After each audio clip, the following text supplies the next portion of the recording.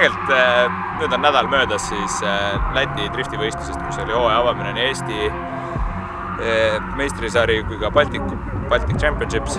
Sealt me tulime imekombel võitjatena välja. See tähendab seda, et nüüd, kui see nädalavahetus, mis nüüd tuleb, oleme siin samas rajal tagasi ja võtame uuesti osa Eesti Pro arvestusvõitmises ja ka NES sarjas siis.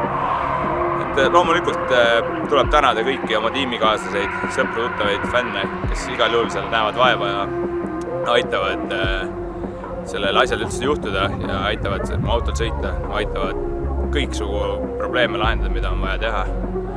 Siinkohal võiks rääkida kiirelt mõne sõnaga, kuidas võistlus kulges.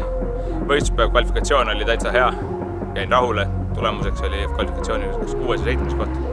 Ja kvalifikatsioonist olime kohe jõudsime top 16-sse, see tähendab seda, et meie sõidu hakkas top 16-ga. Top 16 sõiduk ei töötanud nii, nagu vaja oli, ehk siis 6 silinder jäi maha ja sõitsime ainult 5 silindriga. Saime sõita One More Time'i, millega me võitsime siiski leedukat. Ja vahepeal see 5-minutise rehvivahetuse käigus suutsid mehaanikud selle vea tuvastada ja auto korda teha, et edasi sõita 6 silindriga.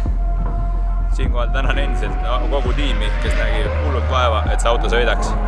Ja me läksimegi edasi top 8-sse. Top 8 saime jälle sõita väga palju ja auto töötas laitmatult. Jäin endale kindlaks oma sõidus ja sõitsin täpselt nii, nagu lihtsalt tuli ja vabakäeliselt, mitte mingit suure pingega. Ja võistlus sujus, saime jälle edasi, kuni olime top 4, top 4-st jõudsime juba ilusti top 2 ja esimese teise koha sõidu loomulikult siis me võitsime seekord. Ja siinkohal tahaks tänada kõiki, kes siin lõpus tulid appi, kõrvalmeeskonnad, kõrvaltiimid, Pesur Motorsport, Kajo Racing.